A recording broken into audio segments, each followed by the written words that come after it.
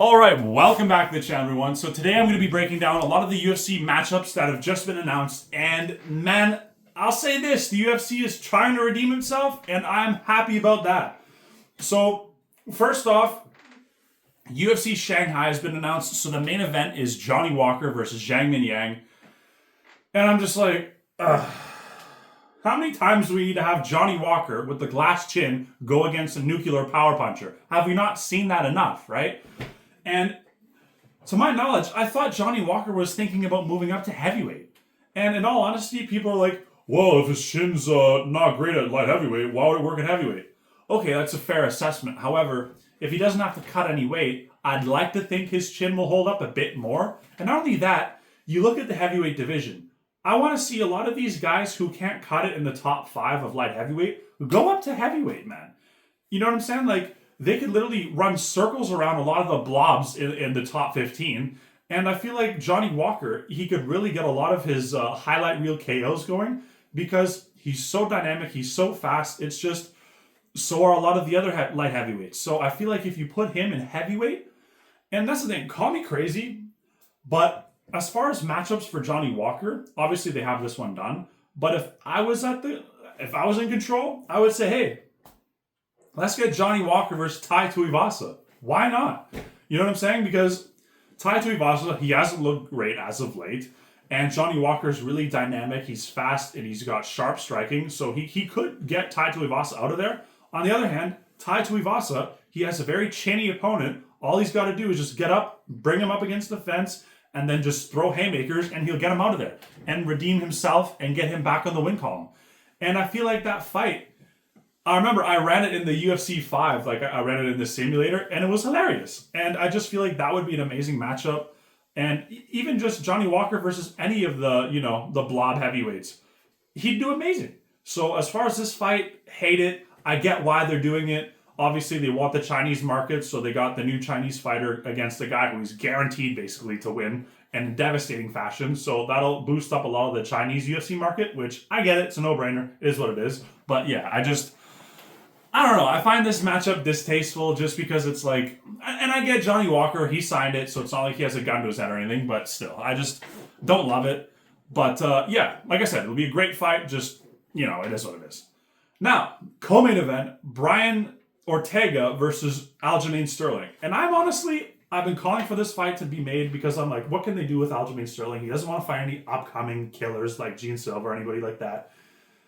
Give him a legend like Brian Ortega, because I remember I was hearing, I'm like, isn't Brian Ortega going up to lightweight or something? But I guess he's staying in featherweight. So Brian Ortega versus Aljamain Sterling. This is the best matchup they can do with Aljamain Sterling, in my opinion, aside from a rematch with Movsarevlev, because that's the thing. No one really wants to see either of these guys strike, right?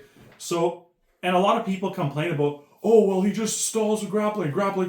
They get all upset about the grappling, right? Put 2 and 2 together. Boom. Because there's nothing worse than watching one of these grapple-heavy styles go up against a guy who doesn't know what he's doing on the ground and then have them stall it out. Whereas you look at Aljamain Sterling versus Movsarevlev, that was an amazing fight.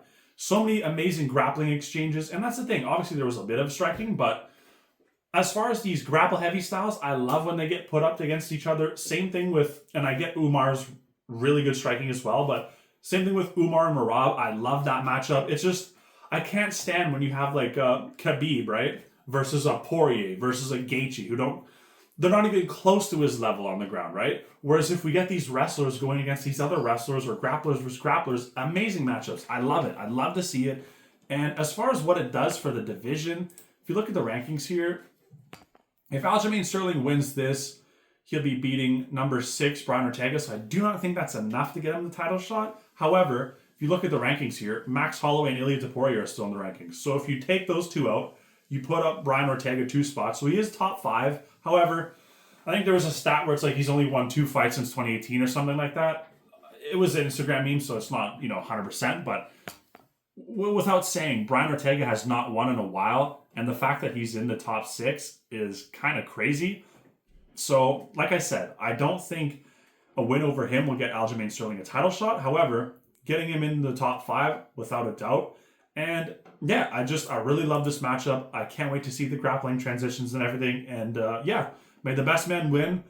If I had to pick early, I'd say Sterling, because Sterling just looked amazing against Evloev, and Brian Ortega, the weight cut's a nightmare for him, and he's just so many wars. Obviously, it's not going to be really a striking fight, but I don't know how much his body can hold up anymore. So yeah, early prediction, I'll give Aljamain Sterling by decision. Now moving on, another featherweight matchup, Lopes versus Silva for UFC Noche in September 13th. Now to me, this is another matchup that I've been asking for. So the UFC, they're on the ball when it comes to the featherweight division. I love it. Now it's just, we got to find out what they're going to do with Volk. Obviously, if they do Volk Rodriguez, it'll be like, what the fuck? But that's the thing. I'm pretty sure they said something about Volk has to wait to see what's happening with Aaron Pico versus Movsarevlev, because that's the thing. I feel like if Movsarevlev just, boring decisions, Aaron Pico, I feel like they'll probably go with Yair Rodriguez. Obviously, I don't want that, but it is what it is. They need Movsar to get a finish, and I feel like if Aaron Pico gets a finish over Movsarevlev, they'll go with him for the title shot. So it all kind of depends on a lot of these fights as well. And since this fight, Lopes versus Silva, it's in September, I feel like whoever Volk fights next, the next fight after that will be who gets the winner of this one. So as far as this fight, amazing fight. They're really high on Silva, as you can tell, because he's only ranked number 11, and Lopes just fought for the title. So I feel like if Lopes wins this one, they're not going to give him the rematch immediately, but this is kind of set up for Gene Silva. And Gene Silva, I'm super high on him. He has so much charisma. He has so much star power. A lot of people were saying he's kind of doing too much, but as I've said before, I'd rather too much than too little, right? And as far as the striking matchup and everything for this, it's too early to tell, but that's the thing. We've seen what Gene Silva did against Bryce Mitchell, but that's the thing.